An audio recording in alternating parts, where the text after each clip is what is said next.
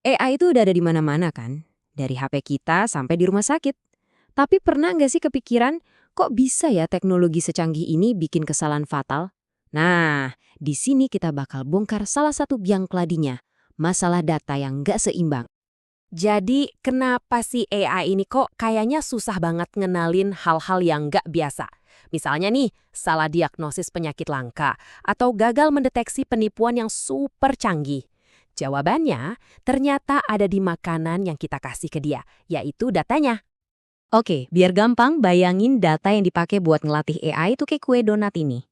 Lihat deh, potongan yang gede banget ini, yang 95% itu data umum, kasus-kasus yang biasa aja, yang sering banget terjadi. Nah terus, ada potongan super kecil inilah data langka, kasus-kasus penting tapi jarang banget muncul. Nah, kondisi kayak gini, inilah yang kita sebut data timpang. Nah, di dunia riset, masalah ini ada istilah kerennya, imbalance learning atau pembelajaran nggak seimbang. Gampangnya gini deh, ini tuh masalah mendasar banget yang bikin AI jago ngenalin hal-hal umum, tapi jadi buta sama hal-hal langka. Padahal seringkali yang langka inilah yang paling krusial. Tapi jangan salah. Masalahnya ternyata jauh lebih rumit daripada sekedar perbandingan angka banyak dan sedikit. Soalnya gini, di dunia nyata masalah itu kan nggak cuma hitam putih ya, kategorinya bisa banyak banget. AI itu bukan cuma disuruh milih antara A dan B, tapi bisa jadi antara A, B, C, D, sampai Z, di mana beberapa pilihan ini tuh super langka.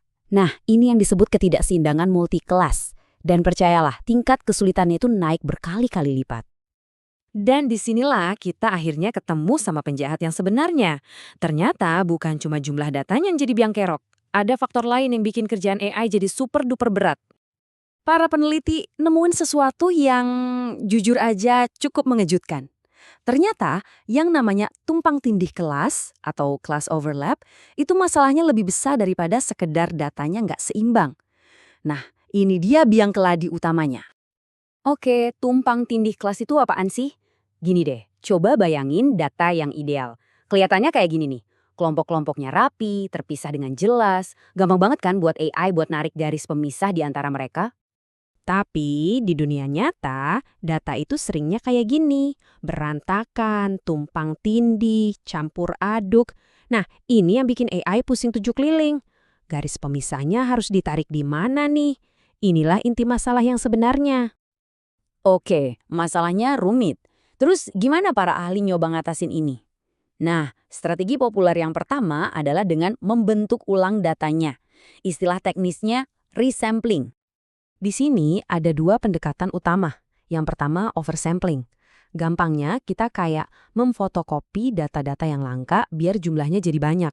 Yang kedua, kebalikannya, undersampling. Di sini kita malah ngebuang sebagian data umum yang terlalu berisik atau nggak penting-penting amat. Cara kerja oversampling ini pinter loh. Yang paling terkenal itu namanya smooth. Dia itu bukan sekedar copy-paste data langka, tapi dia secara cerdas bikin data sintetis baru yang mirip banget sama aslinya. Tujuannya, biar si kelas minoritas ini jadi lebih terlihat sama AI. Nah, kalau undersampling, pendekatannya beda. Tujuannya adalah mengurangi gangguan dari data mayoritas yang jumlahnya bejibun. Jadi, data-data yang bikin bingung dan tumpang tindih itu kita bersihin dulu. Hasilnya, dataset jadi lebih ramping, lebih seimbang, dan lebih fokus untuk dilatih ke AI. Oke, kita lanjut ke solusi besar yang kedua, ensemble learning. Kalau cara pertama tadi kita ngutak-atik datanya, cara ini lebih kayak ngebentuk tim detektif super buat AI. Jadi bukan satu AI yang kerja sendirian, tapi keroyokan. Tim ini punya dua gaya kerja utama. Pertama namanya bagging. Bayangin tiap detektif kerja sendiri-sendiri di ruang terpisah, terus di akhir hasilnya kita kumpulin dan ambil suara terbanyak. Nah yang kedua itu boosting. Ini lebih kayak kerja estafet. Detektif kedua belajar dari kesalahan detektif pertama, detektif ketiga belajar dari kesalahan yang kedua, dan seterusnya. Jadi makin lama makin pinter. Oke, jadi kita punya dua senjata andalan nih. Ngutak-atik data dan bikin tim AI. Kedengarannya canggih banget kan? Tapi pertanyaannya, apakah semua cara cerdas ini beneran manjur? Nah, siap-siap, karena jawabannya mungkin bakal bikin Anda kaget. Dan ini dia plot twist-nya. Penelitian yang kita bahas ini menemukan fakta yang mencengangkan. Beberapa metode yang dianggap solusi tadi ternyata malah bikin performa AI jadi lebih jelek. Beneran, lebih jelek daripada nggak diapa-apain sama sekali. Coba deh lihat grafik ini. Kalau kita anggap performa dasar tanpa perbaikan itu 100, ya beberapa metode memang berhasil ningkatin performanya. Tapi lihat yang satu ini. Performanya malah anjlok di bawah 100. Artinya, niatnya mau memperbaiki, malah jadi ngerusak. Gila kan? Jadi, apa kesimpulan besarnya? Ternyata begini, semua metode canggih ini bisa gagal total kalau tingkat tumpang tindih datanya itu parah banget. Intinya, cuma menyeimbangkan jumlah data aja tuh nggak cukup, kalau datanya sendiri dari sananya udah kusut dan bikin bingung. Oke, terus apa dong artinya semua ini? Apa pelajaran yang bisa kita ambil buat masa depan AI? Ada beberapa pelajaran penting di sini. Pertama, masalah ketidakseimbangan itu bukan cuma soal perbandingan angka, tapi soal seberapa rumit datanya. Kedua, si tumpang tindih kelas ini seringkali jadi biang keladi yang lebih besar. Ketiga, nggak ada satu solusi yang cocok untuk semua masalah. Semua harus diuji dengan super hati-hati.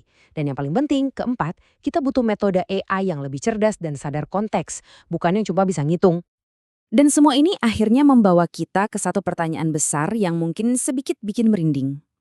Kalau metode yang kita ciptakan untuk memperbaiki AI aja bisa gagal, terus gimana caranya kita bisa membangun AI yang benar-benar bisa kita percaya untuk mengambil keputusan-keputusan penting yang menyangkut hidup kita semua?